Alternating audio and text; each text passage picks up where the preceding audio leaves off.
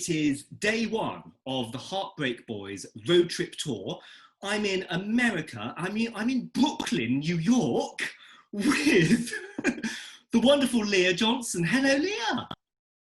Hello. Oh my goodness, I'm so excited to have you in my cramped apartment. It's absolutely lovely to be here. I'm very excited to be in New York. It's fantastic.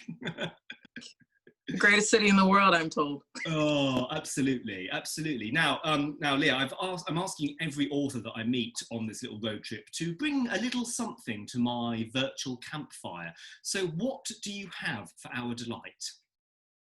I am so excited to bring the You Should See Me in a Crown Prom playlist, which is on the Scholastic UK or US, actually, Spotify page. It's very queer. I'm not going to play anything because it's going to give you all sorts of copyright feedback, but it's got all of your favorite gay hits. It's got some Robin on here. There's some Whitney Houston on here. Oh my goodness. Just giving the girls something fun for the quarantine. This is the perfect playlist. I think everyone needs to download it, get on Spotify, get onto it, enjoy themselves with this amazing... It's going to give you some joy. That's what we need, joy. It's going to bring some joy. It's perfect for dancing around your room in your underwear if that's something that you're into. And I personally am into it, so I've done it. Perfect. Well, look, let's talk about You Should See Me in a Crown, your debut novel. I finished it last week. I absolutely adore it. It's such a fun, joyful read. I just had the best time reading it and meeting the characters. But for anybody who hasn't yet encountered it, can you tell us a little bit about what they can expect and what it's about? Yeah, You Should See Me in a Crown is about a girl named Liz Leidy whose main goal is to get out of her small-minded Midwestern hometown. But those plans are derailed when her financial aid to college falls through and she has to run for prom queen for the scholarship that's associated with winning the crown. That would be tough enough for somebody like Liz, who is a wallflower in every sense of the word, but it's made even more difficult by the fact that she starts to fall for her competition. Yeah, of course she does. It would not be a rom-com. Right. If there wasn't a little right, without a little bit of, had to give it some flavor. Yeah, absolutely right. Fantastic. Now it's a really beautifully funny book, although it has also got lots of heart to it as well. I should say it's not just joke a minute. There's some really really touching, lovely moments as well. But I was just wondering, because when I wrote my debut novel, Noah Can't Even, at the time I was really keen to write some comedy because I wasn't seeing a lot of LGBTQ plus characters in kind of funny stories and funny situations, and I felt that was kind of lacking from the kind of experience of books were giving. So I just wondered, was it for you a very kind of conscious choice to write comedy and to write rom-com? Or is that something that just sort of comes naturally to you anyway and is your kind of default as a writer? How does it kind of work for you? Well, I think the answer to that is twofold. And part one of the answer is that when I started writing this book in 2018, there was a study that came out from CCBC, which is an institution in the US that runs the numbers for diversity in children's literature every year. Uh-huh. And they had crunched the numbers for the previous 3 years. And over the course of those 3 years that ran prior to 2018, out of maybe 22 books that had a Black girl main character, there was only one title that had a Black queer girl in the lead. Wow. Right? And so that was the space that I was writing into when I started working on this book. It was mostly devoid of stories like this, just full stop, let alone stories in which queer Black girls got happy endings, right? And so You Should See Me in a Crown rose out of that. I'm really fortunate that I have an editor and a team that is hyper aware of the necessity for Black girl joy in stories. And so at every turn in the writing and editing process, my editor was like, okay, this is great, but make it funnier. This is great, but make it happier. This is great, but we're always trying to one up each scene because we were really aware of the fact that there wasn't a lot of precedent for Black queer girl, just joyous stories. Right, absolutely. And It's so important for people to see that, isn't it? Like that's what I thought as well with in my case as well. I just thought, you know, I want some of the gay kids who read this to see that actually life can be full of joy and happiness, and you can get a happy ending. Right. We are more than the sum of our trauma, right? And I think that so often queer narratives have been boxed into that corner. But I don't know about y'all, but like, I'm having a good time out here, okay? Like, I love it. So I think, yeah, I'm really excited that we get more stories like this now. Yeah, definitely. I think the absolutely the more the merrier. Absolutely, it's brilliant. Now you know your whole book really, as you said, revolves around prom and this fabulous prom, this event that's happening at the end of the school year.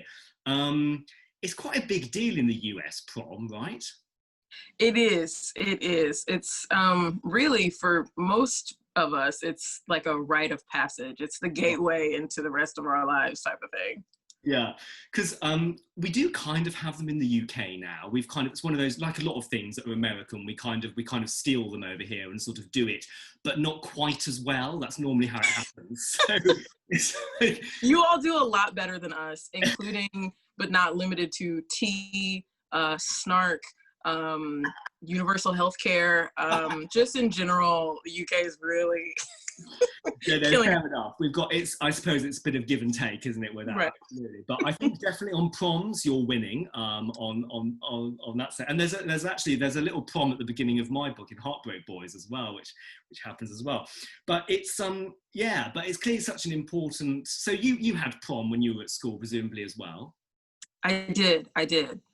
But my prom didn't have nearly as much fanfare as the prom in Campbell, which is the town that You Should See Me, The Crown is set in. Yeah. It turned all the way up to 11. Like on a scale of 1 to 10, it's a 15. It's just, it's a huge deal for most Americans. Like I said, it is like a rite of passage. And so there are a lot of really weird traditions that pop up in my book that a lot of people are like, oh, this is so crazy, Leah. How did you come up with this? I didn't come up with it. This is so many, almost all the things that happen in the book are things that I pulled from other schools. Like these are things that actually happen in schools in the US. And so I made them a little more campy. I made them a little more comedic, but this is American through and through. I mean, I loved it. I don't want to spoil any elements for people who haven't read it yet, but some of the things that happen, some of those scenes, as the book goes through, you know, there's a wonderful baking scene, for example, off the top of my head, that happens, and all sorts of mad stuff. Oh, and that awful kind of, it's so funny, where they stage the kind of the car accident thing, right? Yeah, so that I was just telling somebody about this who asked me about this the other day. I really, like, if you Google crazy prom traditions, that came from a listicle of crazy prom traditions when I was researching for the book. Like, there are schools that have, drunk driving simulations to dissuade students from drinking at prom. And I was like, if this hasn't been in a book yet, I don't know why, because this is like totally perfect for I'm so glad it's in there. I mean, I get what they're trying to do with that. I mean, I think it's a completely crazy way of going about it personally, but hey, if that's what they want to do, yeah, no, I loved it. It's so funny. It's exactly my sort of humor. Leah, lots of people watching this might be aspiring writers themselves. You're a debut author. Lots of people are always interested in, how it happened for them, because it's different for all sorts of different people. So I just wondered briefly what your kind of writing journey was, and your sort of journey to publication, really. Yeah, so I had a sort of backwards way into publication. I know a lot of people will write a book and they'll query agents with that book, and that sometimes takes a really long time. And then they'll go out on sub, and the sub going out on sub will sometimes take a really long time. My process didn't work like that at all. I went to grad school. I got my MFA in fiction writing. And in my second semester of my last year, I wrote an essay for a website called Electric Lit about the lack of diversity in young adult fiction, or what I saw when I was growing up, which was a huge lack of diversity. And after it got published, I got contacted by a number of agents and editors who had, you know, some interest in what I was talking about and were curious if I had anything that I was working on. And I was, at the time, a broke grad student with no manuscript done. I just had my thesis, which sucked. And so after that, I like started working with my agent on trying to figure out like what project was going to work and if the thing I was working on was going to be signable, essentially. And then we heard from Scholastic, and we found out Scholastic was interested in telling a certain type of story. And my agent was like, oh, Leah Johnson has something perfect for this.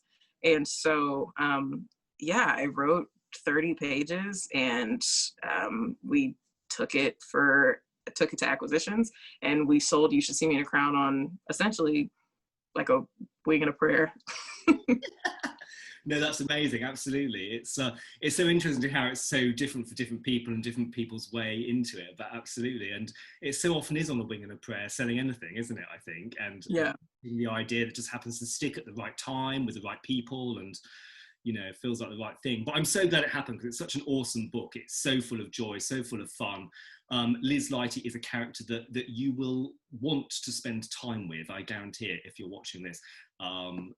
She's just an absolute delight of a person, I think. You really have created a brilliant character there. So it's an awesome thing. Leah, I sadly have to wrap it up here in Brooklyn, New York, America. But my road trip does continue. So I was wondering, do you know where I am going next? I do know, and you're not going too far. You're going to go right across the bridge into Manhattan. Okay, and who am I going to be seeing there?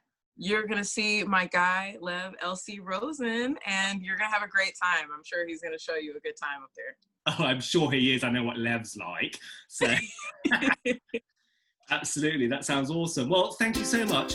It is so nice to chat with you, Leah, and I hope I'll see you very, very soon. Of course, thank you so much for having me.